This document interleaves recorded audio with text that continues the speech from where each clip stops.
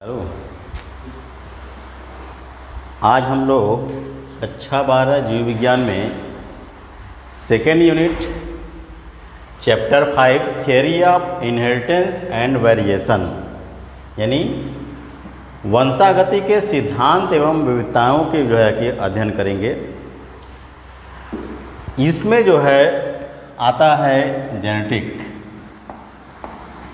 तो आज हम लोग जेनेटिक से संबंधित बेसिक जो कॉन्सेप्ट है उसकी चर्चा करेंगे, क्योंकि बिना बेसिक कॉन्सेप्ट के हम लोग जेनेटिक्स नहीं पढ़ सकते या जेनेटिक्स नहीं समझ में आता है। तो बिना इसके जो संबंधित टर्मिनोलॉजी यानी शब्दावली को जाने हम लोग जेनेटिक्स को अच्छे से नहीं समझ सकते। तो इसलिए आज से हम लोग पहले जेनेटिक्स से संबंधित शब्दावली समझेंगे। तो जेनेटिक्स में सबसे पहले जो हम लोग ये ब्रांच है एक बायोलॉजी का, इसमें स्टडी किया जाता है किसका? हेरिडिटी एंड वेरिएशन का। Heredity and variation.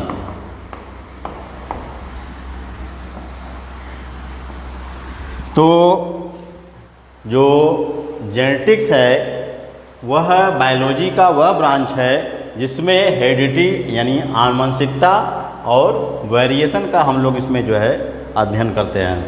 तो जानते हैं कि ये हेरिडिटी या आनुवंशिकता और वेरिएशन यानी विभिन्नताएं क्या है। हेरिडिटी क्या है? यानी जो माता पिता के आनुवंशिक लक्षण हैं जो उनके संतानों में जो आनुवंशिक लक्षण है वो संतानों में जाना जाता है।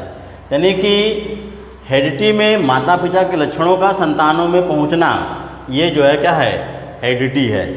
और वेरिएशन का है एक ही जाति के कोई भी दो जीव एक ही जाति के ध्यान रहे, जैसे मनुष्य है तो कोई भी दो मनुष्य आपस में बिल्कुल समान नहीं हो सकते, केवल आइडेंटिकल ट्विंस को छोड़कर।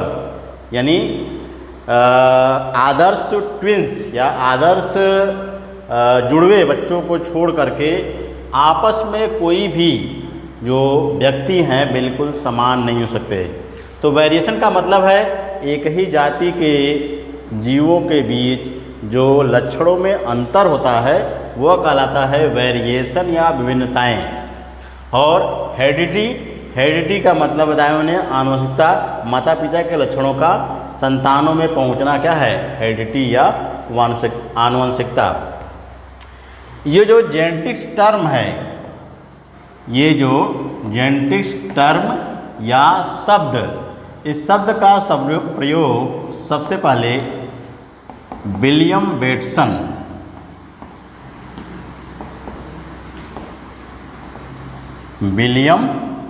वेटसन नामक वैज्ञानिक ने प्रयोग किया था। इन विलियम वेटसन को कहते हैं father of modern genetics. Father of modern genetic यानी आधुनिक आधुनिक जेनेटिक के जो जनक हैं वो कौन है? विलियम वेटसन।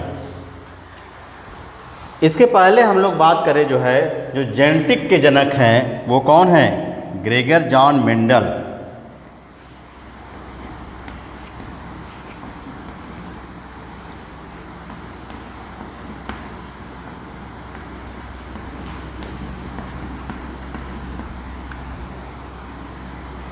ग्रेगर जॉन मेंडल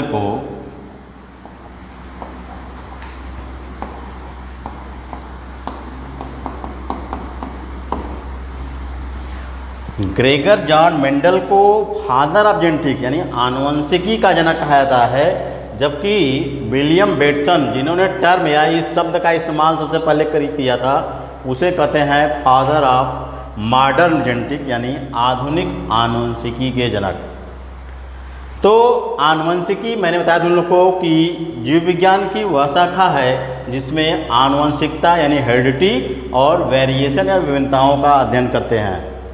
अब हम लोग आगे बढ़ते हैं। इसी में एक टर्म और आता है इनहेरिटेंस।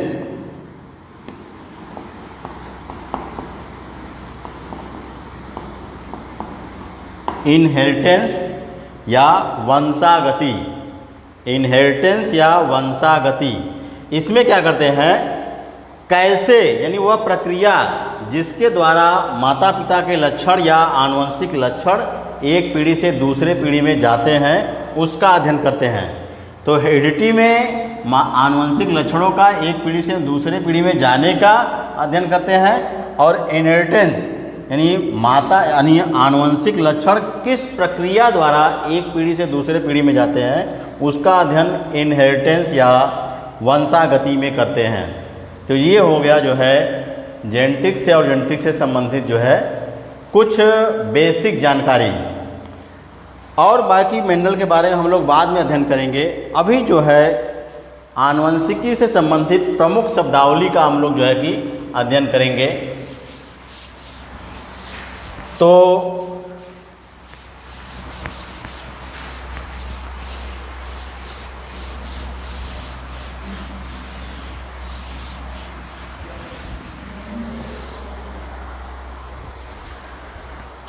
इसमें हम लोग सबसे पहले जानेंगे जीन के बारे में। यहाँ पर ध्यान से समझने का प्रयास करें हम लोग। मान लो कोई भी कोशिका है, कोशिका के भीतर क्या है, न्यूक्लियस यानी केंद्रक है, कोशिका के भीतर न्यूक्लियस या केंद्रक है। तो सबसे पहले मान लो कोई भी डिप्लॉयड ऑर्गेनिज्म है यानी मनुष्य ही है, कोई भी डिप्लॉयड ऑर्गेनिज्म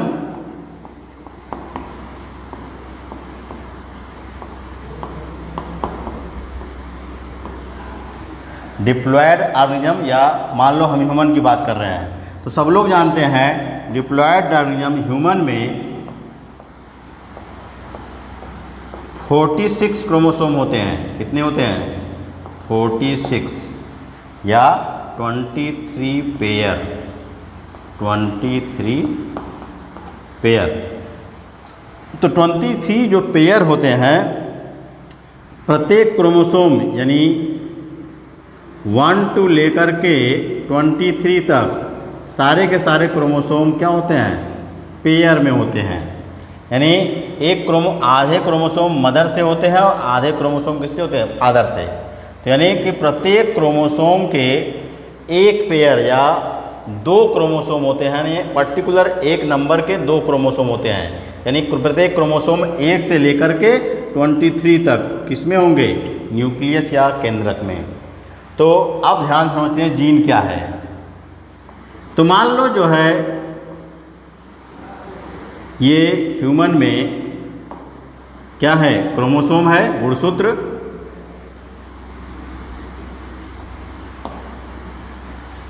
क्रोमोसोम हम ये मान लेते हैं कि ये क्रोमोसोम गुणसूत्र संख्या क्या है? क्रोमोसोम नंबर 1 ये भी है और क्रोमोसोम नंबर 1। तो क्रोमोसोम का मतलब समझ सकते हो एक डीएनए, क्या? एक डीएनए या कोई पर्टिकुलर यानी जो क्रोमोसोम है उसमें एक समझ लो एक डीएनए है। तो डीएनए में जीन क्या है? Basic unit of inheritance, basic unit of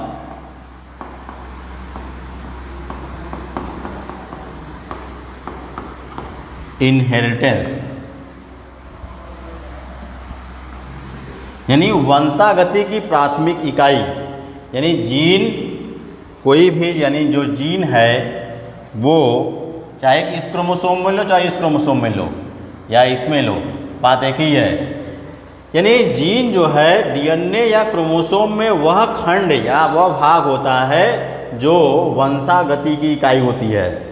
इसे और भी टर्मों में कहा जाता है कि डीएनए का या क्रोमोसोम का वह पार्ट जिसमें कोडिंग सीक्वेंस या जो संकेत सूचनाओं का संकेत होता है वह कहलाता है क्या? जीन। तो बेसिक यूनिट ऑफ, लेकिन पर्टिकुलर या कह सकते हो स्पेसिफाई या जो सबसे जो है कि सुटेबल जो है कि डिफिनीशन होगा जीन का, वो बेसिक यूनिट ऑफ इकाई या वंशागति की प्राथमिक इकाई कहलाती है। अब जहाँ पे ये जीन ऑक्युपाई होते हैं या जीन जहाँ पे पाए जाते हैं उस स्थान को कहा जाता है लोकस। क्या कहा जाता है? लोकस। लोकस सिंगुलर है, लोसाई या लोकाई क्या है? प्लूरल। यानी जो क्रोमोसोम या डीएनए में जिस प्लेस या जो जीन जिस स्थान पे पाया जाता है वो कहलाता है लोसाई या लोकस। लोकस सिंगुलर है, लोकाई क्या है? प्लूरल। ध्यान रहे, जो एक जीन है या एक क्रोमोसोम है, उस क्रोमोसोम में ढेर सारे जीन होते हैं। यानी अभी तक ह्यूमन में लगभग 30,000 जीन खोजे जा चुके हैं। यानी वैज्ञानिकों द्वारा अब तक जो जीन खोजा गया है वो मनुष्य में 1 से लेकर जो 23 जोड़ी क्रोमोसोम है, इन सारे क्रोमोसोम पर जो जीन की संख्या है जो लगभग क्या है? 30,000 या लगभग 30,000 है। तो यहाँ पर हम लोग समझ चुके हैं वो बातें कि जीन क्रोमोसोम या डीएनए पर उपस्थित वह खंड जो वंशागति की इकाई होती है वह कहलाता है जीन। और क्रोमोसोम या डीएनए पर जिस स्थान पर जो है ये जीन पाए जाते हैं उसे क्या कहते हैं? लोकस या लोसाई। अब इसी में आगे बात करते हैं एलील की। तो एलील क्या है? क्या बात करते हैं हम लोग? एलील। एलील क्या है? Alternative form of A gene. Alternative form of A gene. यानी मान लो जो है ये कोई जीन है कैपिटल ए इस क्रोमोसोम पे, तो इस क्रोमोसोम पे जो है ये भी जो है कि इसे मैंने क्या कहा कि एक ही जो है कि ऑर्गेनिज्म में समानांतर सोमैटिक सेल या दैहिक कोशिकाएं जो होते हैं एक जीन के 2 जो है कि एलील हो सकते हैं। तो मान लो यहाँ पर कैपिटल ए है और यहाँ पे कैपिटल ए है, तो इन दोनों को हम लोग क्या कहेंगे? जीन। यानी कैपिटल ए एक जीन है और ये जो कैपिटल ए एक क्या है? ये एलील है। तो alternative form of A gene, एक ही जीन के तुलनात्मक रूपों को क्या कहा जाता है? एलील। एलील क्या है? यानी जो कैपिटल ए है ये कैपिटल ए भी हो सकता है, अभी आगे बात करेंगे हम लोग, चाहे अब इसी को आगे देख समझ सकते हो। मान लो इसके जो एलील है इसके 3 कंडीशन हो सकते हैं। मान लो क्रोमोसोम नंबर 1 ये भी है, क्रोमोसोम नंबर इसकी 3 स्थितियाँ बन सकती हैं।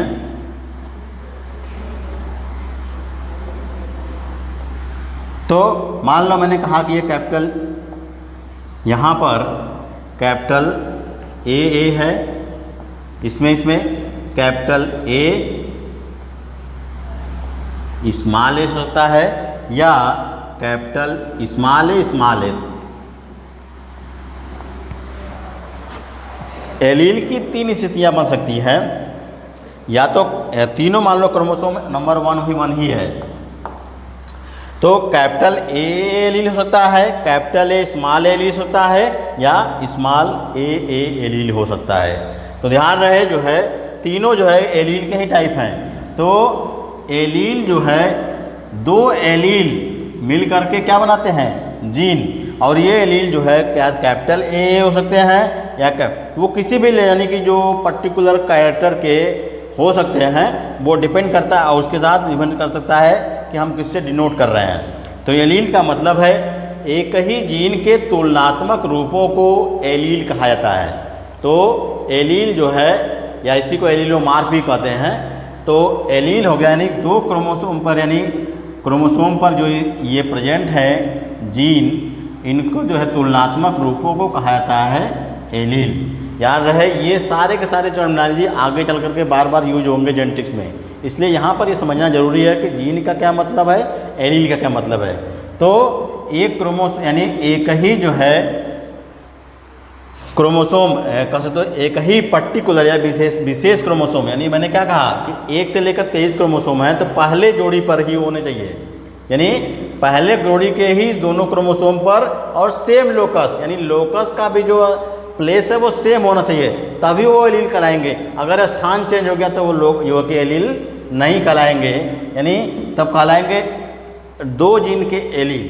तो इसलिए जो है एलील का मतलब उनका लोकस भी सेम होना चाहिए और जो है क्रोमोसोम नंबर भी सेम होना चाहिए, यानी एक ही जोड़ी के दोनों क्रोमोसोम पर जो है कि सेम स्थान पर वो एलील होना चाहिए, जो सेम स्थान पर होना चाहिए तब वो कहलाएगा एलील। तो हम लोगों ने जान लिया जीन, एलील और लोकस। अब देखो ये लोकस का मतलब नहीं है कि मतलब कि केवल एक ही क्रोमोसोम पर, कभी कभी हो सकता है ये अगर दूसरे स्थान पर उपस्थित हो, ये कैपिटल ए स्मॉल ए, तो कह सकते हैं कि दो अलग अलग जीन के एलील हैं, यानी एलील तो ये भी होगा कैपिटल ए है, लेकिन दो अलग जीन के एलील कहलाएंगे। तो यहाँ हम लोग समझ लिए जो है जीन, लोकस और एलील।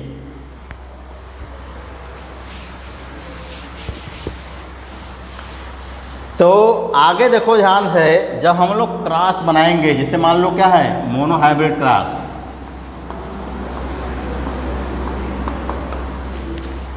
मोनोहाइब्रिड क्रॉस या एक संकर संकरण, तो जब भी लिखेंगे जीन को तो मान लो कैपिटल ए है तो यहाँ पे स्मॉल ए, इसका मतलब है क्रॉस या संकरण।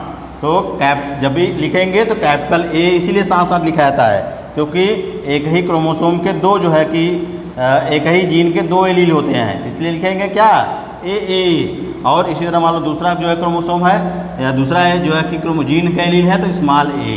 तो जब भी मोनोहाइब्रिड क्रॉस या एक संकर संकरण में लिखा जाएगा तो इस तरह ये लिखते हैं। तो मोनोहाइब्रिड क्रॉस से इसलिए दो लिखते हैं हम लोग।